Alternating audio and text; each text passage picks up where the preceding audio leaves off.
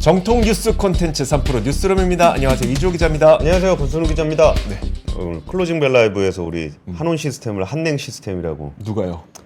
박하연 씨가 한온 시스템도 꽤 좋은 회사인데 좀 주가가 많이 안 좋군요.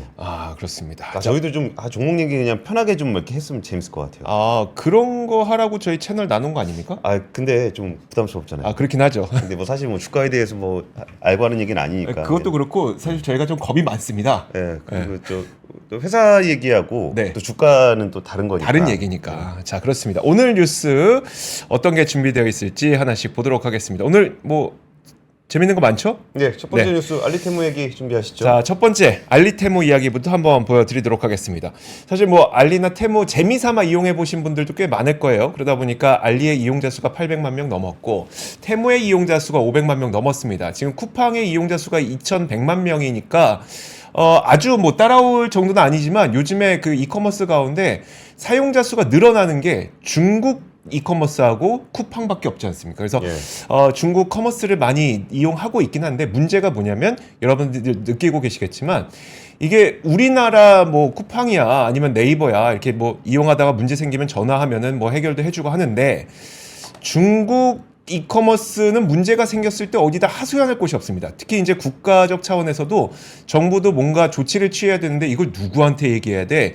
특히 테무가 그렇습니다. 예를 들어서 이제 테무의 경우에는 국내 사업장이 없거든요. 아예 없어요? 없습니다. 네. 적어도 알리의 경우에는 이제 우리나라에서 본격적인 투자를 하고 또 물류 투자한다고 하면서 국내에 이 그 사무소가 있잖아요. 그럼 거기에다가 적어도 거기에다 얘기는 하면 되는데 테무는 본사는 보스턴에 한국엔 사무소도 없고 우리가 인터넷으로 하니까 그렇죠. 공간 감각이 좀 없네요. 그러니까요. 그래서 테무의 경우에는 만약에 문제가 생기면 이메일로 뭐 서면 답변 정도 받는 게 전부라고 합니다. 그래서 오늘 무슨 얘기가 나왔냐면 중국 플랫폼에서 소비자 피해가 발생할 경우에 이제 그 정부 그다음에 공정이 이 조치를 취할 수 있도록 똑같이 처벌하겠다라는 대응책을 내놨습니다. 그래서 국내 플랫폼의 역차별 문제도 있었던 거잖아요. 중국은 뭐 마음대로 해도 막 돈 벌고 우리는 그 규칙 다 지켜야 되고 이랬는데 그 역차별 문제도 해소될 가능성이 좀 높아졌습니다. 자, 어떤 내용들을 그러면 하나씩 그 대응하기로 했는지 보도록 하겠습니다. 일단 첫 번째가 아까 말씀드렸던 제가 그거예요. 그러니까 소비자 보호 의무를 제대로 하고 있느냐에 대해서 해외 사업자에게 국내 대리인 지정을 의무화하도록 전자상거래법 개정을 추진하기로 했습니다. 이게 딱 그 내용이거든요. 국내 대리인 정도라도 있어야지 그러면 거기에다가 우리가 이의를 제기하고 그리고 대응을 할 수 있도록 요청을 할 수가 있는 거죠. 그래서 해외 사업자의 국내 대리인은 소비자 피해 구제와 분쟁 해결 업무를 담당하고 국내 전자상거래법 집행과 관련된 문서 송달, 그다음에 조사 대상이 되게 됩니다. 자, 이거는 적어도 둘 수 있게끔 법을 개정한다는 얘기가 있고요. 그 다음으로는 이제 우리가 실제로 소비할 때 발생하게 되는 문제점들에 대해서도 조치를 취하겠다는 얘기가 있었는데 화면 함께 보시죠. 일단 그 제품들 가운데 이런 게 있습니다. 혈당계, 혈압기, 다이어트 표방 제품. 그걸 온라인으로 팔아도 되는 거예요? 이게 우리나라 제품은 팔면 안 되죠. 근데 이 중국은 이 규제에서 자유롭지 않습니까? 그러다 보니까 이걸 그냥 팔 수가 있게 된 겁니다. 그래서 이런 것들 불법 유통, 부당 광고 이런 거 못하게 하고요. 그리고 가품 문제도 많잖아요. 가품의 경우에는 특허청과 관세청이 함께 피해를 예방하기 위해서 적발을 강화했습니다. 그리고 또 그 이후에 플랫폼 후속 조치 이후 회신하는 자정 시스템을 또 도입하기로 했고요. 그리고 이것도 있었어요. 저도 이제 보도를 통해서 많이 봤는데 성인이 아닌 아이들이 테무나 알리에서 뭐 이렇게 야식거리한 물건들 검색해도 다 나온다는 거죠. 야식거리하지 않은 물건을 검색해도 야식거리한 물건이 나옵니다. 그러니까요. 그래서 이런 것들도 우리가 점검해야 되지 않겠느냐 해서 이거는 여성가족부 그리고 방송통신심의위원회 이런 부처가 함께 힘을 합쳐서 청소년 유해 매체물 차단을 위해서 해외 온라인 플랫폼이 성인용품을 판매할 때 나이와 본인 확인을 하도록 하는 청소년 보호 조치를 이행했는지 중점적으로 점검하기로 했습니다. 자, 그리고 또 한 가지 우리 그 얘기 많이 하잖아요. 알리랑 테무에서 물건이 엄청 싸다. 근데 딱 그 얘기 했더니 우리 권 팀장님이 했던 이야기가 너 그 싼 값에 너의 개인정보 다 팔아넘긴 거다. 라고 얘기를 했잖아요. 그렇게까지 얘기하지는 않았습니다. 전 그렇게 들었는데 예.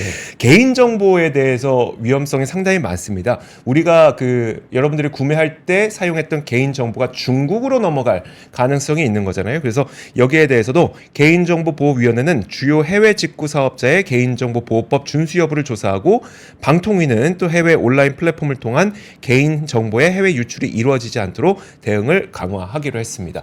사실 우리가 지속적으로 제기했던 문제점들에 대해서 정부가 인식을 하고 여기에 대해서 대응을 하기로 했기 때문에 모쪼록 빨리 법 개정이 이루어지길 바라겠습니다. 예, 사실 알리테무의 이런 조치가 취해지는 건 알리테무 입장에서 나쁜 건 아닐 거예요. 네. 이게 이런 것들이 제도화가 됨에 따라서 그 플랫폼의 신뢰도가 좀 높아질 수가 있거든요. 네. 사실 근데 테무 같은 경우는 자체적으로도 판매자가 잘못했을 경우에 굉장히 강한 벌금을 매기고 있습니다. 네. 그래서 이런 부분들에 대한 단속이 좀 강화가 되고서 오히려 그러면 서비스 품질이 나아지거든요. 네. 그러니까 그런 부분들을 좀 어떻게 봐야 되는가. 약간 기사 찾아보니까 뭐 그런 거 있더라고요. 쿠팡에서 검색한 다음에 그 사진만 따가지고 네. 알리에다 검색하면 똑같은 물건 찾아준다. 훨씬 싸게 찾아준다. 뭐 네. 이런 얘기들도 있는데 뭐 이런 식으로 경쟁은 불가피한 측면이 분명히 있어 보이고 여기서 우리가 뭐 이렇게 싸게 파는 거를 못 팔게 할 수는 없잖아요. 딱 저 말이 맞는 것 같아요. 킴벨님이 서민들 좀 싸게 사게 놔두지. 예. 그러니까 이 싸게 사는 걸 막겠다는 게 아니라 싸게 사는데 거기에 위험한 물건이 섞여 있을 수 있는 그쵸. 거잖아요. 예. 건강에 위해가 되는 물건들이 섞여 있을 수가 있기 때문에 여기에 대해서 공동 대응을 하겠다는 의미로 좀 보시면 좋을 것 그리고 같아요. 산업경쟁력 차원에서 봤을 때는 이게 역차별 정도는 막아줘야 되는 거죠. 그렇죠. 예. 네. 근데 뭐 사실 뭐 경쟁력이 떨어져서 비싸게 파는 거를 뭐 굳이 국민들한테 사라 그럴 수는 없는 거니까 네. 만약에 이렇게 뭐 KC 인증이라든지 뭐 이런 것들 때문에 비용이 들어가는 측면이 있다면 그건 안전이라든지 품질을 위한 거니까 좀 그런 부분들은 좀 같이 맞춰가야 될 것 같습니다. 네. 두 번째 뉴스는 이복현 금융감독원장이 오늘 공매도 토론회를 열었습니다. 사실 공매도라는 주제가 우리 증시에서 참 언급하기 굉장히 어려운 주제 중에 하나입니다. 이게 공매도라는 게 원래 성격 자체가 남들 대부분의 사람들은 올라야 돈을 버는데 네. 공매도 투자자들은 내려야 돈을 벌기 때문에 이거는 뭐 우리나라 자본시장만의 문제가 아니라 미국에서도 맞아요. 공매도에 대해서는 이렇게 비난 여론이 워낙 많습니다. 네. 예전에 빌 게이츠한테 일론 머스크가 테슬라 공매도를 빌 게이츠가 했다. 네. 이 얘기가 도니까 이 빌 게이츠 완전 미친 거 아니냐 막 이런 얘기 막 쌍욕하고 막 그랬었잖아요. 네. 그래서 이제 지금 우리 증시 같은 경우는 지금 공매도가 금지가 되어 있는 상황임에도 불구하고 많은 투자자들은 자기 주가가 좀 약세인 게 이제 공매도 때문이라고 좀 생각하는 경향들이 좀 있습니다. 그래서 정부는 이제 공매도 재개를 언젠가는 좀 해야 되겠지만 좀 여론이 좀 악화되고 정치적으로 좀 불리할 것을 우려를 하고 있는 상황입니다. 그래서 이제 이복현 금융감독원장이 열린 토론회를 열었던 건데요. 개인 투자자들의 불신을 잠재우기 위해서 시장에서 제기하고 있는 시장 교란 행위 등 불법 공매도 의심 사례를 다시 한번 점검하겠다고 약속을 한다라고 좀 얘기를 했고요. 공매도 전산화 방안은 한 2-3가지 정도로 추려서 검토 중이고 다음 달에 발표를 하겠다라고 좀 얘기를 했습니다. 그리고서 이제 지난해 11월 공매도 금지 조치 이후에 유동성 공급자들의 공매도 거래가 증가했다라는 루머가 돌면서 여기서 점검을 좀 금융감독원이 했었거든요. 네. 근데 금융감독원의 점검 결과는 불법적인 거래가 없었다라고 이제 확인을 했습니다. 근데 사실 이 문제가 진짜 어려운 게 없었다는 너를 못 믿겠다. 그러니까 금융감독원을 못 믿겠다라고 얘기를 해버리면은 이거는 영원히 그냥 반복될 수밖에 없는 논란이에요. 네. 이게 어떤 얘기를 조성을 하더라도 이게 답이 안 나오는 거잖아요. 그러니까 뭐 예를 들어서 신한증권의 이동채 에코프로그룹 회장의 주식이 매도가 됐다라는 부분이 신분증이 도용이 돼가지고 누군가 비밀번호 누르고 들어가서 매도를 했다라는 거를 오늘 이복현 금융감독원장이 얘기를 했거든요. 네. 그랬더니 못 믿겠다.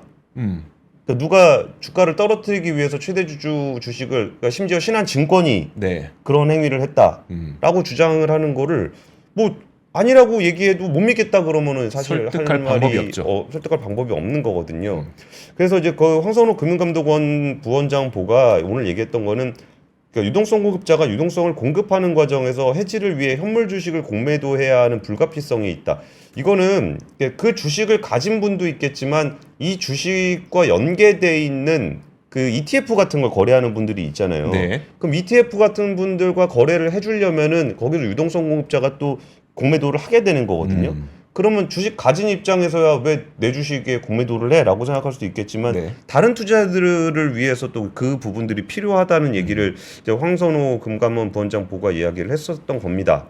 그리고서 이 부분에 대해서 얘기를 했지만 뭐 거봐라 금감원은 공매도 편 아니냐. 그러니까 이러면은 사실 되게 할 말이 되게 없는 그렇죠. 거거든요. 네. 그래서 이런 부분에 대한 얘기가 조금 나왔었고요. 그 전산화 관련해서도 이제 일괄적인 시스템을 만들어 달라고 요구를 하고 있는데 그 일괄적인 그 전산화가 이게 뭐 현실적으로 좀 어려운 점이 있습니다. 이제 금융감독원에서 오늘 얘기했던 건 한 두세 가지 정도 방안이 있다. 그리고 다음 달 발표를 한다고 했으니까 여기에 대해서는 좀 어떤 내용이 나올지를 좀 지켜봐야 될 것 같고요.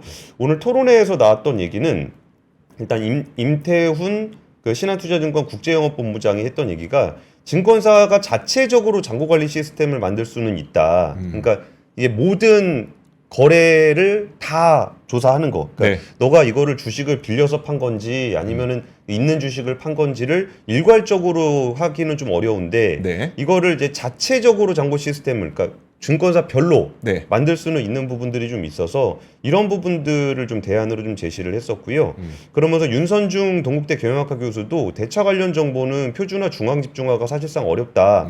다만 자체적으로 전산 시스템을 관리하고 외부에서 검증하는 것과 비슷한 효과를 낼 수 있다라고 좀 제안을 했습니다. 그러니까 이런 부분에 대한 그 부분들이 좀 제노님이 2024년 AI 시대에 금융 전산화가 어렵다고 크게 그렇게 하시는데 이게 왜 어려운지에 대한 것도 좀 찾아보시면 얘기들이 나와요. 근데 좀 사례 하나만 좀 말씀해 주실 수 있지 않을까요? 그러니까 이게 네.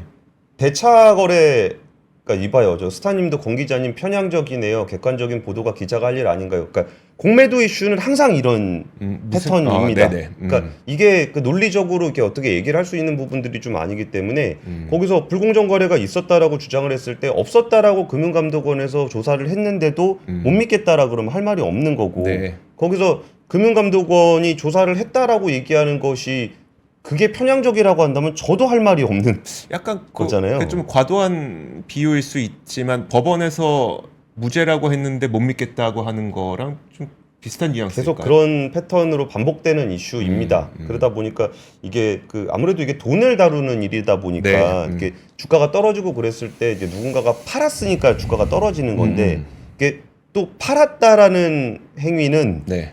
누군가가 또 샀다는 행위와 이게 연결이 돼 같은 있는 거죠. 거잖아요. 네. 그래서 그러다 보니까 이런 얘기들이 좀 끊임없이 반복이 되다 보니까 공매도 이슈가 참 다루기가 어렵다라는 말씀 드리면서 오늘 있었던 시청자한테 화를 낸 게 아니잖아요. 이 이슈가 항상 그래요. 네네. 뭐 얘기를 하다 보면은 시청자분들 의견에 대해서 좀 답변을 드리는 건데 그게 또 화내는 거다. 네. 이게 얘기하면은 뭐라고 얘기를 해야 됩니까? 이게 아. 아니 오늘 나왔던 그 공매도 현장에서 있었던 일들을 지금 전해드리는 부분에 대해서도 참 이렇게 감정적으로 받아들여지지 않는다는 부분들 때문에 이슈가 좀 다루기가 어렵지만 그래도 이렇게 뜨거운 이슈를 또 전하지 않을 수가 없어서 두 네. 번째 뉴스를 준비를 했습니다. 알겠습니다. 다음 거 보겠습니다. 다음 뉴스는 이제 고용 지표인데요. 뭐 매달 나오는 고용 지표라서 특별할 게 있냐 싶겠지만 저희가 뭐 자주 드렸던 어떤 그 매크로 경제 현상 있잖아요. 수출은 회복되고 있는데 내수는 여전히 부진하다. 이것이 이번 고용 지표에서도 얼추 드러나는 부분이 있어서 그 내용을 좀 전해드리도록 하겠습니다. 일단 그 고용시장의 취업자 수 증가폭이 전체적으로 보면 두 달 연속 30만 명대를 유지했기 때문에 상당히 그 견조한 고용시장을 보였습니다. 요새 고용률만 보면은 지금 태평성대입니다. 그럼요. 그렇습니다. 역대 최고칠 거예요. 맞아요. 고용률이. 그리고 실업률은 거의 뭐 최저. 3.2%니까 완전 고용 상태죠. 예. 지금 숫자만 보면 그래요. 일단. 근데 지금 제가 여기에서 이번 고용 지표에서 눈에 띄는 게 두 가지가 있었는데 첫 번째가 수출은 회복하지만 내수가 둔화되고 있는 모습이 이 산업별 취업자 증가폭에서 좀 나타났습니다. 그리고 또 한 가지가 우리가 자주 했던 이야기 가운데 하나가 엄마는 일하고 아이들은 쉰다. 이 현상도 여전히 이어진 건데요. 일단 전체 수치를 보여드리면 15세 이상 취업자가 32만 9천 명 증가해서 2021년 3월부터 36개월 연속 증가세를 보이고 있고 36개월 연속 증가세. 얼마나 고용시장이 좋습니까? 근데 우리가 느끼는 거랑 좀 다를 수도 있어요. 자, 여기에서 수출은 회복되고 있는데 내수는 둔화되고 있다. 이걸 보여주는 지표를 한번 보여드리도록 하겠습니다. 화면 함께 보시죠. 자, 이게 제조업 취업자 증가폭인데요. 이 표 가운데 2024년 1월에 2만 명, 그 다음에 2월에 3만 8천 명 증가된 거 보이시죠? 이게 취업자 수가 3개월 연속 증가해서 이번 달에 3만 8천 명 증가했다는 거거든요. 자, 그런데 그걸 수출과 함께 비교를 해보면 수출도 작년 4분기부터 5.8% 반등하기 시작해서 1월에 18%, 2월에 4% 이렇게 늘어나지 않았습니까? 수출의 회복과 함께 제조업의 그 취업자 수도 증가하고 있다는 걸 보여주는 거고, 반면에 서비스업을 보면요. 서비스업은 여기 안 나오긴 하는데 36개월 연속 20만 명 이상의 취업자 수가 증가하긴 했습니다. 하지만 여기에서 우리가 그동안 많이 늘었었던 서비스업 사업군이 어디였냐면 숙박 음식업이었어요. 그러니까 왜냐하면 작년에 우리 엔데믹 이제 본격되면서 호텔 많이 가죠, 음식점 외식 많이 하죠. 이렇게 되면서 숙박 음식업의 그 고용 취업자 수가 굉장히 많이 늘었거든요. 그런데 여기에서 취업자 수가 감소했습니다. 오히려 감소했고요. 또 한 가지가 요즘 부동산 거래가 좀 둔화되고 있잖아요. 그러다 보니까 부동산업도 감소가 됐습니다. 이게 바로 내수 부진과 부동산 시장의 부진이 바로 취업자 수의 그 직격탄을 맞게 된 거죠. 반면에 서비스업 중에서 좋은 곳도 있긴 있었는데 요즘에 IT 인력 되게 중요하지 않습니까? 정보통신업 증가폭이 확대됐고요. 그리고 돌봄 수요 확대 때문에 보건복지업 이쪽도 증가가 됐습니다. 어쨌든 근데 수출 회복하면서 이 제조업은 좀 좋아졌지만 내수가 좀 좋지 못하다 보니까 숙박 음식업 쪽이 줄었다. 두 번째로 볼 수 있는 게 엄마는 일하고 아이들은 쉰다 이건데요. 화면 다시 함께 보시죠. 연령별로 보면 노년층 일자리 증가세는 유지되고 청년 고용은 위축되는 추세가 지속이 됐습니다. 보시면 인구대별로 청년 30대, 40대, 50대, 60대 이렇게 있잖아요. 근데 보면은 지금 취업자 수가 청년이 6만 명 감소했습니다. 근데 저는 이번에 더 처절한 건 청년의 인구 있죠. 바로 아래줄에 있는 와. 청년의 인구가 21만 명이 줄었습니다. 야. 그래서 저는 이번 통계를 보면서 물론 엄마는 일하고 아이들은 쉰다 이것도 이거지만 더 중요한 거는 이번 통계를 통해서는 내수 부진뿐만 아니라 청년층의 인구 감소가 훨씬 더 심각하구나.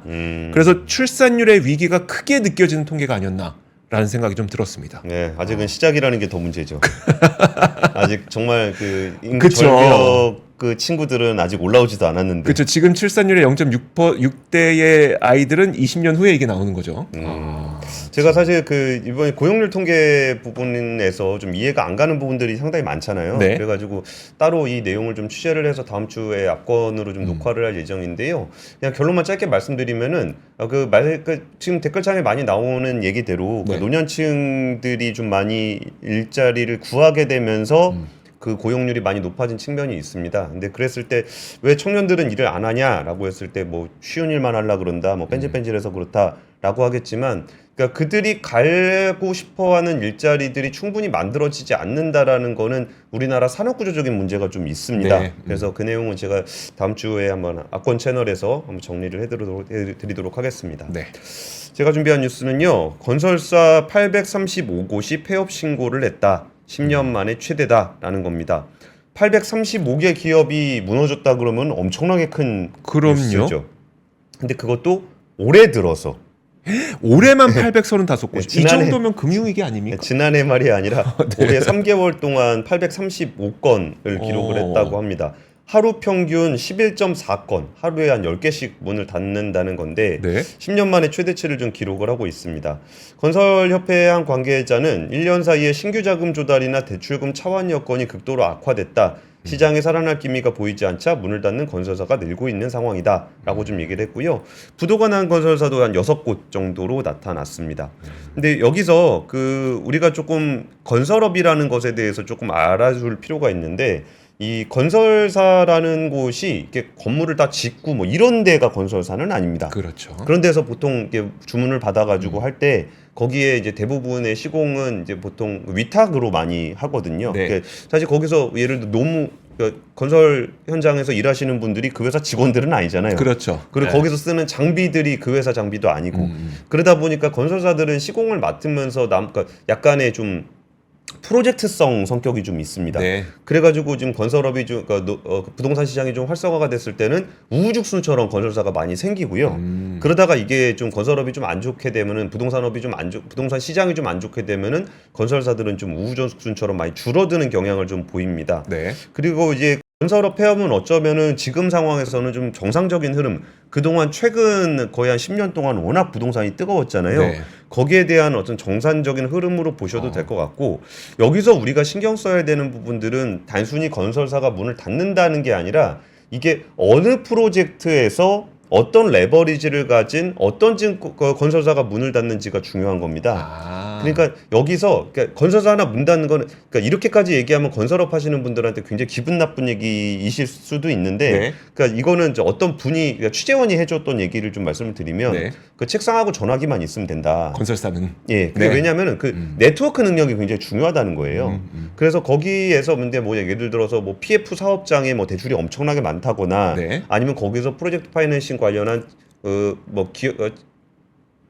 뭐더라 ABCP 네네. 그걸 엄청나게 찍어갖고 많은 투자자들한테 팔았다거나 요럴 때 생겨나는 것들을 좀 잘 감시를 하면서 여기서 문제가 생기지 않도록 좀 잘 관리를 하는 것이 중요하고, 이 건설사 폐업 보면서 와 이게 835건이면은 아까 이조 기자 얘기대로 야, 이거 그 경제 위기 아니야? 네. 라는 불안감을 가질 필요까지는 없다라는 말씀을 좀 전해드리고 싶습니다. 알겠습니다. 근데 숫자는 진짜 무섭네요. 근데 숫자는 진짜 무섭게 나왔길래 한 저도 달에 움찔했습니다. 그러니까요. 네. 자, 다음 뉴스 보겠습니다. 이번에는 연구 보고서 하나 소개해 드릴 텐데, 자, 인공지능으로 일자리가 사라질 거란 얘기는 많이 하잖아요. 만약에 우리나라, 그러니까 권 팀장님 한번 생각해 보시면, 우리나라에서 있는 일자리 가운데 뭐 퍼센트로 한번 얘기해 보세요. 인공지능 때문에 몇 퍼센트의 좀 일자리가 사라지게 될까요? 대략. 근데 저 얼마 전에 만난 번역가분들은 네. 번역가분들을 좀 같이 만났었는데, 그분들은 어느 정도는 좀 받아들이고 계신 분위기였어요. 네. 그러니까 그 중에서 뭐 예를 들어서 그 법률 문서라든지 네. 계약서라든지 뭐 이런 부분들은, 그러니까 사람이 책임져야 되는 번역 같은 경우에는 여전히 수요가 좀 살아 있는데, 그렇지 않은 가벼운 페이퍼들은 이미 좀 넘어간 것 같다라는 얘기를 하는 걸로 봐서 비율을 잘 모르겠으니까 제가 쓸데없는 얘기를 제가 근데 잠깐 말을 돌렸습니다. 산업연구원에서 그 연구 보고서 자료일 뿐이긴 하지만, 그럼에도 불구하고 우리나라에 있는 전체 일자리 가운데 13%가 사라질 수 있다는 전망 보고서를 내놨습니다.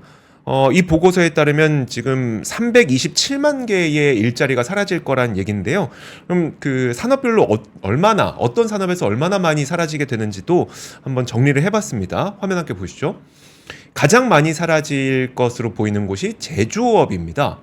제조업이 93만 개의 일자리가 사라질 것 같다고 전망을 했고요. 건설업이 51만 개, 도소매, 정보통신업 40만 개, 그다음에 기술과학 기술 서비스, 전문과학 기술 서비스가 46만 개. 그래서 지금 보면은 저 90만 개, 50만 개, 10만 개 다 합쳐서 이게 327만 개라는 거거든요. 근데 그 가운데 전문직이라고 인식될 수 있을 만한 산업이 있잖아요. 그게 뭐 예를 들어서 정보통신업이라든지 전문과학 기술 서비스라든지 이런 곳인데, 여기 일자리가 약 196만 개라 돼서 저 일자리 가운데 한 60%는 전문직이라는 거예요. 그러니까 한 13%가 없어질 것 같은데 13% 가운데 60%는 전문직이더라라는 연구 보고서를 내놨습니다. 와, 이게 사실 몸 쓰는 일을 AI로 대체하기가 더 어렵죠. 그렇죠. 여기서 또 나온 게 이제 금융업의 경우에는, 금융업이 또 이제 우리는 약간 미디어지만 또 금융업이기도 하지 않습니까? 그래서 금융업의 경우에는 일자리 소멸 위험군의 99.1%가 경제 금융 전문가 직종에 또 몰려 있었다고 해서 우리가 이제 뭐 제가 뭐 금융 전문가입니다 뭐 이렇게 하는 사람들 다 없어질 수 있다는 거고요. 저희는 전문가가 아니니까. 그렇죠. 저희는 이제 기자니까. 그리고 민간이 인공지능에서 좀 밀리고 있다는 이야기가, 저는 이게 좀 의미가 있다 생각이 들었는데, 무슨 말이냐면 특히 이제 인공지능 혁신을 주도하고 있는 마이크로소프트라든지 구글이라든지 뭐 이런 기업들은, 뭐 페이스북 메타도 마찬가지고요. 민간을 중심으로 인력 양성에 매진하고 있잖아요. 어떻게든 인공지능 인력을 좀 키우고 있는 상태인데, 지난달에 글로벌 AI 인덱스가 발표한 기준에 따르면 한국의 AI 경쟁력은 세계 6위거든요. 근데 정부가 6위, 민간 투자가 18위입니다. 생각보다 정부 정책보다 민간의 경쟁력이 상대적으로 열세이기 때문에 이렇게 그 일자리가 없어지게 됐을 때 민간 쪽에는 사실 인공지능 관련 일자리가 또 생겨줘야 되는 거니까 여기에 맞는 대책이 필요하다는 산업연구원의 이 연구 보고서가 상당히 의미가 있었습니다. 알겠습니다. 오늘 뉴스를 준비하고 보니까 네. 좀 이렇게 예민한 뉴스들이 좀 많네요. 그 조정호 메리츠금융지주 회장이 배당금만 2,300억 정도를 받게 될 것이다. 배당금이 이제 이재용 회장 다음으로 많을 거다라는 보도입니다. 배당금이라고 하는 건 보유 주식에 대한 그냥 배당금인 거잖아요. 그렇죠. 여기서 일단 보수 총액도 34억 5,400만 원이고요. 네. 보수가 3년째 늘고 있는데 이제 급여는 같은데 상여가 많이 늘었습니다. 2021년, 22년에는 한 15억 정도 되던 게 그 이중 상여가 5억, 14억 그러다가 지금은 좀 많이 늘어났는데 배당금이 지난해 배당금은 2,307억 원으로 책정이 됐습니다. 지분율이 49.06%라서 그런데요. 조 회장의 배당금은 이재용 회장이 한 3,200억 정도 되니까 그 다음으로 2,300억으로 높고요. 정몽구 회장 1,700억, 구광모 회장 700억보다 훨씬 더 많은 수준입니다. 근데 이 부분에서 좀 말씀을 드리고 싶은 부분은 메리츠금융 주주분들은 조정호 회장이 배당 많이 받는 거를 좋아할까요? 싫어할까요? 좋아할 것 같습니다. 그러니까 이게 조정호 회장이 급여로 받아가는 부분들은 같이 받는 게 아니지만 그렇죠. 이게 배당으로 받아가는 거는 주주들이 같이 받는 거잖아요. 사실 메리츠금융은 지난해 4월 지주사 전환을 통해서 이제 나머지 상장사들을 다 상장 폐지시키고 하나의 상장 회사로만 남겨놨거든요. 그러면서 배당 성향과 주주 환원율로 따지게 되면 거의 51% 정도의 주주 환원율을 기록을 하고 있습니다. 그 덕분에 좀 주가도 좀 많이 올랐고 네. 수익도 굉장히 많이 벌었고 많이 번 거에 대한 지금 배당도 많이 하는 구조이기 때문에 지금 이 부분에 대해서 그러니까 옆에서 보기 뭐 했다고 2,300억을 받아 이렇게 생각할 수도 있겠지만 네. 과연 메리츠 주주분들은 어떻게 생각할까 생각해 보면은 여기에서 크게 불만은 없지 않을까라는 생각도 좀 들어서 오히려 이런 부분들이 우리나라에 좀 문화적으로 확산이 돼야 되지 않을까. 네. 그리고 조정호 회장이 뭐 이미 승계는 안 하겠다고 선언을 하면서 꼭 승계 안 할라 승계하려 그러면 막 주가 눌러가지고 그렇죠. 세금 아끼려고 막 네. 그런 거 있잖아요. 근데 제가 취재하면서 들었던 얘기는 저런 거였어요. 그러니까 처음에 이런 지배구조 개편을 할 때 물어봤다는 거예요. 그 자녀에게 네. 회사를 물려주시겠습니까? 돈을 물려주시겠습니까? 라고 물어봤고 네네. 누군지는 좀 얘기를 안 하겠습니다. 그때 조정호 회장이 며칠 생각을 해보다가 네. 돈으로 합시다. 그러니까 회사를 물려주려고 한다 그러면 그걸 어떻게든 눌러가지고 주가를 해야 눌러야죠. 네. 거기다 이제 세금을 덜 내게 되는 거잖아요. 네. 근데 돈으로 물려주려고 하면은 다다익선입니다. 주가가 오르면 좋은 거니까. 네. 주가 오르는 것만큼 자산 가치가 커지는 거니까. 그렇죠. 그래서 돈으로 하는 게 낫겠다라고 하고서 그러면 이제 대주주하고 소액주주의 이해상충이 발생하지 않게 되잖아요. 그렇죠. 소액주주들이 뭐 나중에 이거 뭐 주가 많이 올라가고 나 세금 내면 어떡하지? 이런 사람은 없잖아요. 그러고 그래서, 싶어요. 예, 이런 부분들에 네. 대해서는 좀 폴 마이너님이 저건 끝까지 봐야지. 그러니까 진짜 승계를 할지 뭐 이거를 저거 뭐 나중에 마음이 그쵸. 바뀔지 그건 모르는 거 아니냐라고 하지만 이게 모르는 거 아니야라는 건 별로 중요하지 않습니다. 왜냐하면 주가가 올랐냐 떨어졌냐가 중요한 거기 때문에 네. 이게 행동과 결과로서 나오는 이해상충, 그러니까 최소한 경쟁사하고 이해상충 내는 것도 좀 이겨내기 힘든데 네. 같은 편이어야 하는 이제 주주들, 주주하고, 네. 대주주와 소액주주가 이해상충이 발생한다라는 거는 정말 너무 큰 배신이잖아요. 그럼요. 그러니까 배신을 넘어서 그건 배임입니다. 네네. 그래서 이런 부분들도 이번에 좀 배당금 나왔길래 한번 좀 전해드렸습니다. 네, 다음 뉴스는 이겁니다. 우리나라가 이제 아무래도 중국 의존도가 높은 핵심 관물들이 많다 보니까 이걸 탈중국을 하기 위해서 많은 노력을 해왔잖아요. 한국무역협회가 조사를 해보니까 작년에 꽤 많이 탈중국이 진행이 되고 있다는 그 보고서가 있었습니다. 그래서 보여드리면 작년에 수입한 수산화 리튬 중 중국산 비중이 79.6%, 이게 2022년까지만 하더라도 87.9%였으니까 거의 8.3%포인트가 낮아진 거고요. 대신에 여기가 늘었습니다. 그러니까 칠레 비중이 10.7%에서 17.5%로 높아졌고요. 그러니까 다변화를 한 거죠. 중국에서 들려오는 걸 이제 칠레로 바꾼 건데 지금 모터를 만들 때 필요한 게 또 영구 자석이잖아요. 그래서 그쵸. 사실 이 영구 자석도 작년 초에 중국이 이걸 또 자원 무기화를 또 선언을 하면서 이 부분도 문제가 됐었는데 사실 요것도 네오디뮴 연구자석의 중국 수입 비중도 2023년에 84.7%를 기록해서 전년에 87.5%보다 조금 낮아졌습니다. 대신 이거를 필리핀에서 수입을 해서 필리핀의 네오디뮴 연구자석 비중이 11%에서 14.3% 올랐습니다. 사실 이게 그럼 누가 한 거냐? 대부분 이제 민간 기업들이 좀 하고 있는 경우들이 많습니다. 포스코의 경우에는 수산화 리튬 공장 율촌산업단지 그리고 포스코 그룹이 또 아르헨티나 소금 호수 여기에다가 LG 에너지 솔루션은 호주 업체로부터 리튬 정광 받아오죠. 또 포스코 퓨처엠은 천연 흑연 원료를 이제 원래 중국에서 들어왔었는데 이번에 아프리카산 흑연으로 대체하고 이렇게 그 우리나라의 민간 기업들 물론 요즘에 주가 움직임은 별로 좋지 못하지만 탈중국과 그리고 배터리 산업의 이제 발전을 위해서 우리나라 기업들이 계속 하고 있는 모습들을 좀 말씀을 드렸습니다. 예. 그 아까 연구자석 얘기하셨는데 저 채팅창에 포스코 인터 만든다고 얘기 나왔다고 그러는데 거기가 제가 알기로 포스코 인터 자회사일 거예요. 포스코 네. 인터가 아무래도 상사니까 네. 그거를 이제 계약을 좀 하고 있는 것 같은데 그런 부분들도 이제 국산화들이 좀 이루어지고 있는 상황입니다. 저 예전에 물리학 책 보다가 네. 그 이거 진짜 재미없는 물리학 개그라 그러는데 그 구형 바보라는 거예요. 구형 바보. 구형 바보. 예, 그게 무슨 뜻인가 잘 와닿질 않잖아요. 네. 구 있잖아요. 구 동그란 네. 구 네. 공같이 생긴 구. 구의 정의가 뭐냐? 네. 그러면은 구의 정의는 어느 면에서 봐도 똑같은 도형. 네. 이게 구라는 거예요. 네. 앞에서 보나 위에서 보나 옆에서 보나 아래에서 보나 똑같다. 그래요. 이게 구형이라는 거예요. 네. 구형 바보는 뭐냐? 네. 아무리 봐도 바보다. 어디서 봐도 바보다. 어디서 봐도 바보다. 앞에서 보나 뒤집어서 보나 바보다. 약간 갑자기 연구자석을 보다 보니까 갑자기 그 생각이 좀 났습니다. 이야, 저 오늘 좋습니다. 좀 이상한 기사를 자꾸 많이 들고 왔는데 오늘따라 좀 이런 기사가 자꾸 눈에 띄었네요. 그 공모주 주가가 18,000원에서 55,000원 갔다가 15,000원으로 떨어졌다. 그래가지고 이 언론에서 나왔던 그 보도 내용은 공모주가 너무 고평가된 거 아니냐. 네. 그러니까 이제 올라갔다 내려오니까 그렇죠. 너무 고평가된 거 아니냐라는 지적이 좀 일고 있다라는 얘기입니다. 그래서 지금 사례로 들었던 게 그 삼익 가구 브랜드로 알려진 스튜디오 삼익 같은 경우에 공모가가 18,000원이었는데 지금은 15,000원대로 떨어져 있다. 이렇게 얘기를 하고 있어요. 14,000원대로 떨어져 있다. 네. 근데 이걸 보고서 그럼 공모가가 고평가된 거 아니냐라고 얘기할 수 있겠지만 삼익 가구 그러니까 스튜디오 삼익이 어떻게 됐었냐면은 18,000원에 공모를 했을 때 공모하자마자 127% 올라갔고 39,900원 그러니까 4만 원 찍고 내려왔습니다. 네. 그리고 그 다음에 뭐 포스뱅크 사례도 나오는데 포스뱅크가 18,000원 공모에서 현재 주가가 14,000원이다.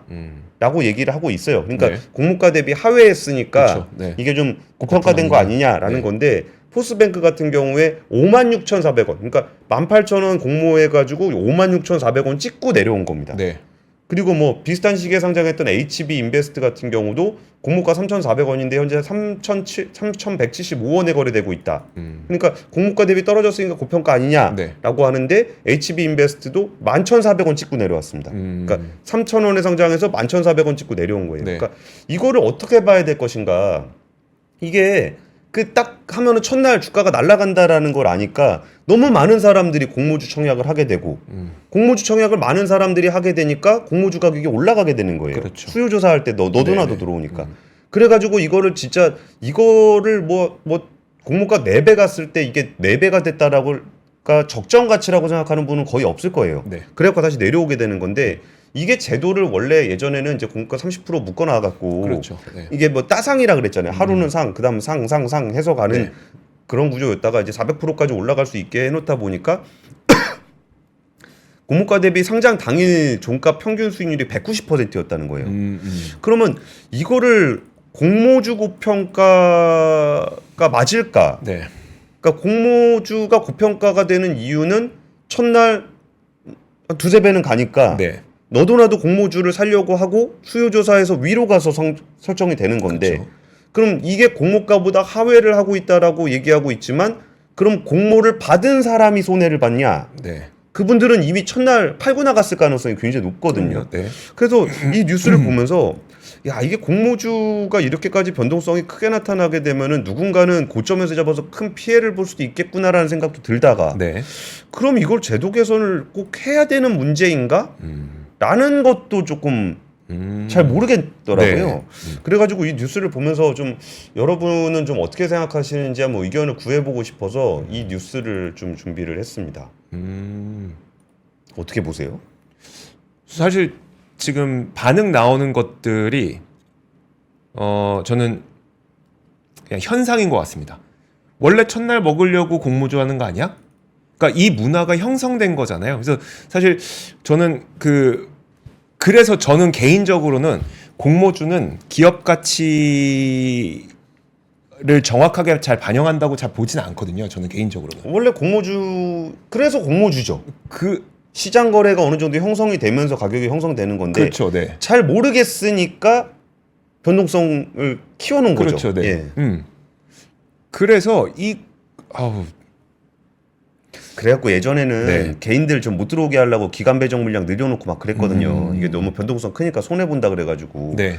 근데 막 400%씩 먹을 수 있는 게임에 개인들 안 들어갈 리가 껴주는 없죠. 거고. 네, 네. 그렇다고 이거를 그대로 두는 거는 이제 공모주 첫날 천하제일 단타 대회 판을 열어주는 건데 그렇죠. 그냥 뭐 원래 이런 거다라고 생각하면서 그냥 공모 첫날은 천하제일 단타 대회 하는 날이다. 이게 뭐 원래 정리매매하는 날도 근데 그렇잖아요. 사실 저는 이거는 약간 좀 불만이 있는 게 뭐냐면 그럼 그 공모주를 누가 많이 할 수 있느냐는 예. 사실 되게 짧은 시간 동안 돈을 많이 빌릴 수 있는 사람이 훨씬 배정 많이 받을 수 있게 되는 거거든요. 그렇기도 하고 기간 배정 물량이 좀 많죠. 그렇죠. 근데 예를 들어 이제 우리가 뭐 기관 그렇죠. 그러니까 결국은 사실 공모주 그러면 누가 돈 많이 따먹을 수 있냐를 놓고 보면은 돈 있는 사람이 더 따먹을 수 있는 놀이터인 것 같긴 해서 사실 그렇게 공정해 보이는 놀이터 그러니까 같지는 이제 않아 보여요. 근데 사실 기관이라는데도 기관은 아니잖아요. 그러니까 기관이라는 사람이 있는 이름이 기관인은 아니잖아요. 그렇죠. 그 기관은 또 누군가 개인의 돈을 가지고서 그렇죠. 네네. 또 거기 참여하는 네. 거긴 한데 그러다 보니까 뭐 최근 몇 년 동안 그 자문사라든지 이런 데가 엄청나게 늘었어요. 그게 사실 그 기관의 탈을 쓰기 위해서 네. 자문사라는 라이센스를 받고 거기에 있는 돈을 모아서 하는 그런 경우가 있어서 야, 이 공모주 현상을 어떻게 봐야 될까 싶어가지고 여러분께 한번 고민을 한번 털어놔 봤습니다. 네. 자, 오늘 여기까지만 해야 되겠군요. 자, 3프로 뉴스룸 시간이었습니다. 다시 보기에다가라도 여러분들의 생각 올려주시면 좋을 것 같아요. 자, 고맙습니다. 감사합니다.